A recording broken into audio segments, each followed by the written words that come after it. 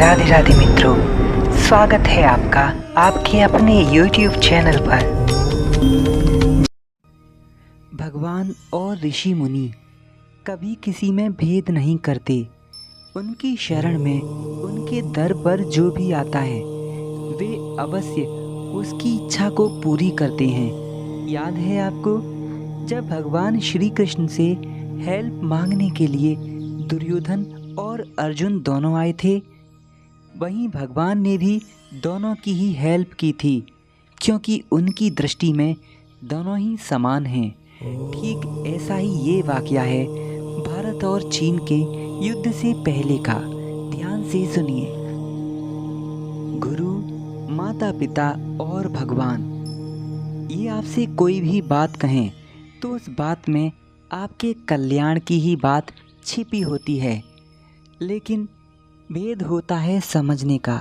कोई समझ पाता है और कोई नहीं समझ पाता। निर्मल और भक्त बुद्धि वाले व्यक्ति इन बातों को समझ पाते हैं, लेकिन तर्क करने वाले लोग ये सब रहस्यों को नहीं समझ पाते और बाद में पछताते हैं। ये बात है भारत और चीन के युद्ध से पहले की। भारतीय प्रधानमंत्री पंडित जवाहरलाल नेहरू श्री देवरा बाबा के दर्शन के लिए आए और बाबा से कहे, बाबा, भारत और चीन के युद्ध होने के आसार दिख रहे हैं। बाबा ने कहा, बच्चा, तू कमज़ोर है क्या? किंतु भारतीय प्रधानमंत्री ने कहा, बाबा, आप जैसे ऋषि मुनि और महायोगियों के होते मैं कमज़ोर तो नहीं समझता अपने आप को, किंतु लंबी गुलामी के कारण देश की इकोनॉमी टूट चुकी है। रुपया दमहीन होता जा रहा है।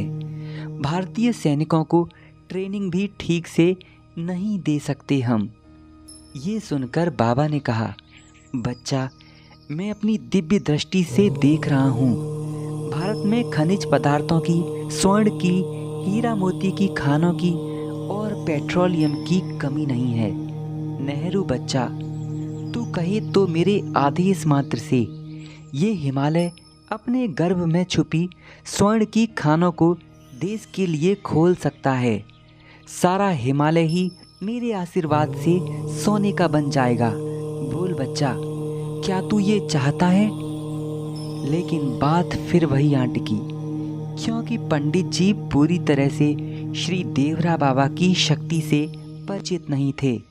अतः उनकी भोली बुद्धि ये समझ ही न पाई और उन्होंने बाबा से बस इतना ही मांगा कि बाबा, भारत के लिए सब अच्छा हो, यही आशीर्वाद दीजिए। और बाबा की उस अति गंभीर वाणी को हल्के में ले गए। इसीलिए कहते हैं मित्रों, संगति अच्छी होनी चाहिए, क्योंकि अच्छी संगति होगी तो आपकी बुद्धि भी अच्छे निर्णय ले पाएगी। अच्छे मित्र बनाइए। श्रीमद् भगवत गीता से अच्छा मित्र कोई और नहीं है। इसीलिए खाली समय में भगवत गीता का एक अध्याय का पाठ कम से कम अवश्य कर लिया करें। अब आगे अपनी टॉपिक की तरफ चलते हैं। बाबा को दंडवत प्रणाम करके और प्रसाद लेकर पंडित नेहरू वापस लौट गए, लेकिन बाबा सोचते रहे कि देश के लिए भला किसमें है। थोड़े समय बाद युद्ध शुरू हो गया। युद्ध होने के बाद में एक ऐसा समय आया जब श्री छोटे महाराज जी ने बाबा से ये प्रश्न किया, बाबा, आप चाहें तो युद्ध को रोक सकते थे, फिर बाबा ये युद्ध क्यों हुआ? श्री बाबा ने मुस्कुराते हुए कहा, बच्चा, तैं तो बात पूछता है वो बहुत अच्छी है, ध्यान पूर्वक सुन। बच्चा, यदि चीन भारत पर आक्रमण न करता तो भारतीय सैनिक वैसे ही अनुभवहीन रह जाते। बच्चा, चीन का युद्ध रखने के पीछे भी ऋषि मुनियों की प्रेरणा थी। और बच्चा, जब मैंने ये देख लिया कि अब भारत को अपने रोड व सेना को ठीक रखना कितना महत्वपूर्ण है, ये बात समझ में आ गई है, तब मैंने युद्ध रोकने की प्रेरणा भी कर दी है। मैं अपने मचान से ही युद्ध क्षेत्र पर दृष्टि डाल रहा था, जिसके प्रभाव से ऐसे कारण आ बने कि चीनी अधिकारियों को युद्ध बंद करना पड़ा। अगर ऐसा न होता तो आज भी भारतीय सेना की स्थिति लंगड़ी और लूली होती, देश अभी पंगु होता। लेकिन बच्चा, ये भारत श्री राम और श्री कृष्ण की भूमि है, ये कभी कमजोर नहीं रह सकता।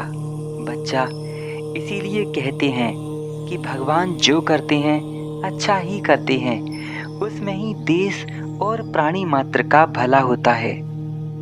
कितनी अद्भुत बात है।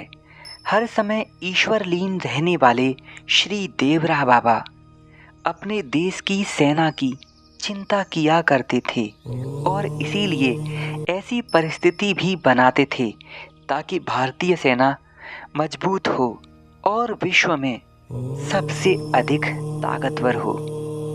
देश और सेना पर बाबा की कितनी कृपा थी, ये जानकर आनंद प्रतीत होता है और साथ ही साथ ये आश्चर्य भी होता है कि सुनसान जंगल में अपनी कुटिया में नदी के किनारे बिना किसी रेडियो, टेलीविज़न, अखबार, बिजली और सभी सुविधाओं से दूर रहते हुए भी बाबा का चिंतन देश की रक्षा ही नहीं अपितु विश्व का कल्याण करने के लिए लगातार चलता रहता।